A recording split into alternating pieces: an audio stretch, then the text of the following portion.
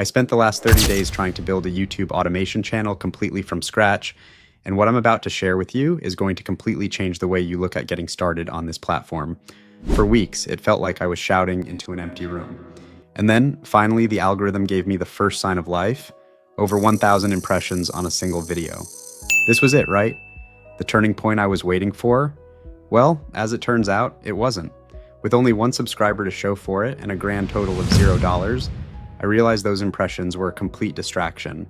They were hiding the one critical problem that's still holding my channel back, a problem that I now believe most new creators completely overlook when they get their first taste of traffic, and it has nothing to do with views, thumbnails, or titles. So let's rewind. The goal was simple, if not a bit ambitious: build a profitable YouTube automation channel in 1 year. I've seen the stories, the headlines of channels making thousands of dollars, and I wanted to document my own journey from zero. I chose my niche, I picked my tools, and I started creating content, and that's what I did in the first 7 days.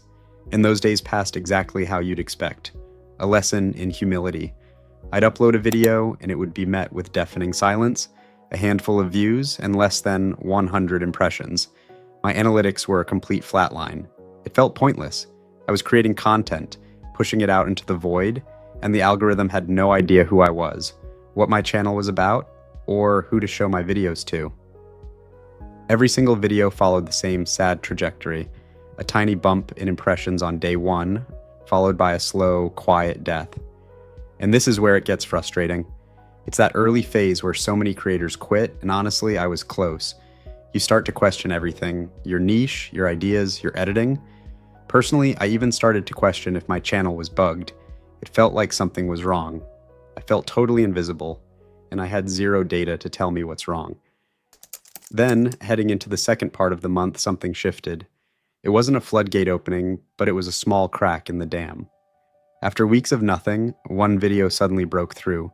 It jumped from 50 impressions to 200, then 500, and then it crossed a threshold I hadn't seen yet: over 1,000 impressions.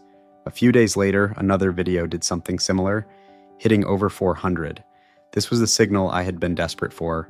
And even though it is just a small victory, it told me YouTube was finally testing my content. After watching a video get less than 100 impressions and die over and over again, seeing one get tested with 1,000 potential viewers felt like a massive win. The algorithm was finally listening. It told me that it had gathered enough data to start showing my videos to a wider audience just to see what would happen. But here's the brutally honest truth of where I stand after 30 days. In total, my channel has 130 views. I have gained exactly 1 subscriber, and my revenue is still $0. To even be considered for monetization, you need 1,000 subscribers and 4,000 watch hours, and I am nowhere near that. So, currently the situation for me is that the algorithm is noticing me, but the audience isn't responding. The impressions are there, but the growth isn't, and that forced me to confront the real problem. Here's the paradox of YouTube growth that nobody talks about. The biggest mistake you can make as a new creator is confusing impressions with progress. For weeks, I was obsessed with getting impressions. I thought, if only YouTube would show my video to more people, it would take off. Well, YouTube did, and my video didn't. The 1,000 impressions proved the algorithm was willing to give me a chance. The 1 subscriber proved my content wasn't good enough to seize that chance. The key problem for me, the one thing holding my entire channel back, wasn't the title, thumbnail, or click-through rate. It was my audience retention. Audience retention is YouTube's primary ranking signal. It's the ultimate measure of video quality. It's like handing you the keys to a Ferrari that you don't know how to drive. The impressions are the keys, but retention is you proving you can actually handle the machine. When YouTube tests your video by showing it to 1,000 people, it's not just watching if they click, it's watching how long they stay. If viewers click and leave within the first 10 seconds, it sends a powerful negative signal that says, "This video didn't deliver, don't show it to more people." And that's exactly what was happening to me. My videos were getting the impression, they were getting the click, but they weren't holding attention. This is the single biggest blocker to growth. No matter how many impressions you get, your channel's growth isn't stalling because the algorithm is ignoring you.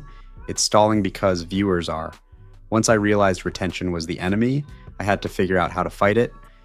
I went back and looked at my early videos. The content was animated, sure, but it was just a floating character talking on a plain background. It was visually boring. There were no pattern interrupts, no changes in visuals, no B-roll, no quick cuts to re-engage a viewer's brain. A viewer could literally look away for 30 seconds and not miss a single thing visually. And on a visual platform like YouTube, that's a death sentence for retention. So I made a strategic shift. I invested time into building a proper virtual studio environment for my content. Instead of that single floating character, I'm trying to have a structured setup: a desk, a laptop, a microphone, a background. I can cut from a wide shot to a close-up. I can add B-roll and graphics without it feeling out of place. Research from top creators shows that incorporating B-roll, varied angles, and dynamic visuals is one of the most effective ways to keep viewers engaged. Every cut, every zoom, every graphic is a pattern interrupt designed to stop viewer fatigue and keep their eyes on the screen. It breaks the monotony and subconsciously tells the viewer that things are moving forward. Now, this is all a theory. I've identified the problem and I've put a solution in place, but the results aren't in yet. If you're on a similar journey, or you're just curious to see if this strategic shift from a floating character to a full virtual studio actually moves the needle on my retention and growth, make sure you subscribe to follow along. I'll be tracking all the data for the next 30 days, and I want to show you exactly what happens. Armed with this new understanding, my goals for the next 30 days are completely different. I'm no longer chasing vanity metrics like views or impressions. I have one primary objective that I will focus on. My primary goal is to improve my average audience retention rate to over 50%. This is the metric that matters. Top performing channels often have retention rates in this range, and it's a clear signal of quality to the algorithm. If I can hit this number, the other metrics will naturally follow. My secondary goal isn't just to chase more views, it's to build steady views. What I'm really focused on is building a true audience. I don't want people who just click once and disappear. I want a community of people who actually return to this channel because they value the videos I make here. Based on this, I'm hoping to gain 5 to 10 new subscribers. Subscribers gained from a high retention video are more likely to be a committed audience, not just a passing click. So how will I actually achieve this? I have a clear 6-point action plan. First, I will fully leverage my new studio setup. Every video will incorporate multiple angles, dynamic visuals, and B-roll to keep the screen from getting stale. Second, I'm going to ruthlessly front-load the value. The first 30 seconds are now the most important part of the video. I will deliver the core promise immediately. No long intros, no wasted time, with the goal of keeping as many people as possible dialed in my video. Third, I will use pattern interrupts strategically. This means adding sound effects, graphics, and unexpected visual changes to maintain momentum, especially past that critical 50% drop-off point. Fourth, I will maintain a consistent posting schedule. This signals to the algorithm that the channel is active and serious. And sixth, I'm keeping a close eye on my analytics every single day. Okay, look, tracking your data is essential.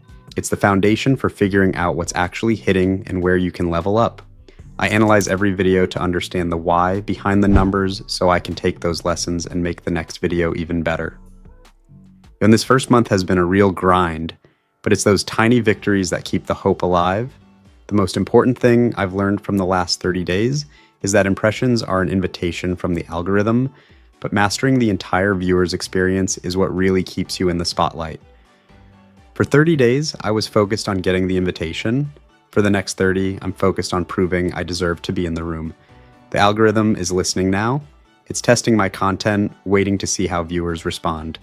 And my single-minded goal is to prove that by focusing relentlessly on audience retention, I can unlock the growth that has eluded me so far. The journey is just beginning. Subscribe to see what happens next.